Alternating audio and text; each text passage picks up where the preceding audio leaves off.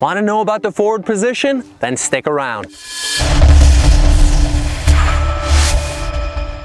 Hey, I'm Dylan Joseph, soccer trainer and #1 best-selling Amazon author. To increase your skills, overcome average performances, and boost your self-esteem, make sure to subscribe and hit that bell notification icon.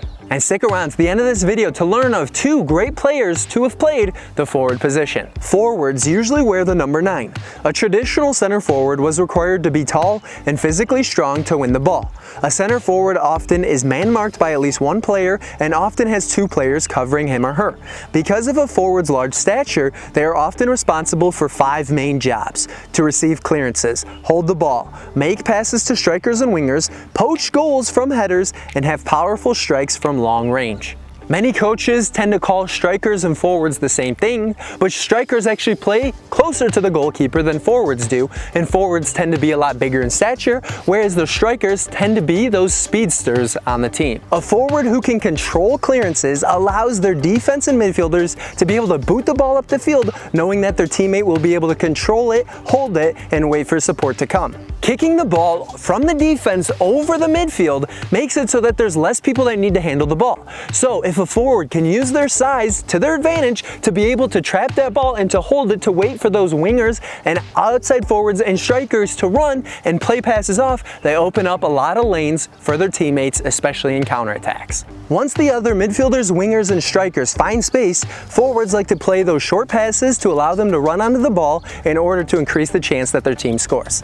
And could you give this video a quick like? As a forward, they're expected to score. Sure, they get more assists than strikers, but they do need to score a bunch of goals using their feet and especially their head. Being able to head the ball with power and accuracy is a must. Forwards, they generally fall into one of 2 forwards: a clinical finisher or a target man. Clinical finishers specialize in being able to score from distance. A clinical finisher is that finisher who scores on a large percentage of their shots that they take. The clinical finisher is known for their precise shots as well as their high shots to goal ratio.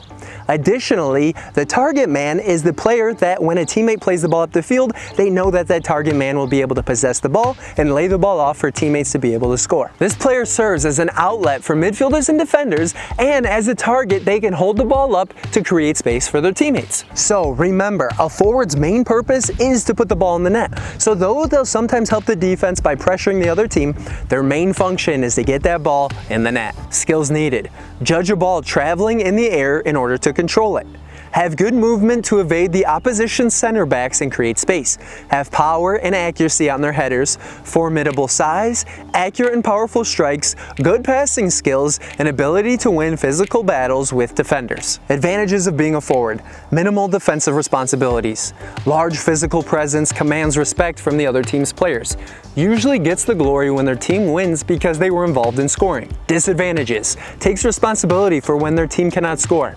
May be benched or even cut if they have an extended period without scoring, often covered by 2 defenders. To learn about the more than 20 possible positions on a soccer field, make sure to grab one of the 14 Understand Soccer series books, Soccer Positions, using the link in the description below. The first forward to consider is Zlatan Ibrahimovic, who's played for Ajax, Barcelona, Manchester United, AC Milan, PSG, Inter Milan, as well as Juventus, in addition to the Swedish national team. Zlatan was born in Sweden to a Bosnian father and Croatian mother and could have played for any of those 3 national teams. Ultimately, he chose to play for Sweden because he was born there. And he holds 2 black belts in Taekwondo, which explains a lot of his weird styles of scoring and using his foot in many different ways. Additionally, his international career has seen him become Sweden's leading all-time goal scorer. Zlatan is a national hero for Sweden. In fact, to Zlatan is in the dictionary as to dominate something with extreme talent. With a larger-than-life personality, we've seen Zlatan become Player of the Year, Footballer of the Year, and win numerous awards and titles for his team. He is a French, Italian, Dutch, and Spanish champion, holding many titles in these different countries. And even in a short stint in England with Manchester United, he won the League Cup, Super Cup, and the Europa League. Abby Wambach is the next forward to discuss, and she's played for the Washington Freedom as well as the Women's United States national team. Wambach was best known for her goal-scoring ability. Though she wasn't fast or necessarily good on the ball, she had an extremely direct style of play. Additionally, her stellar positioning and prowess with using her head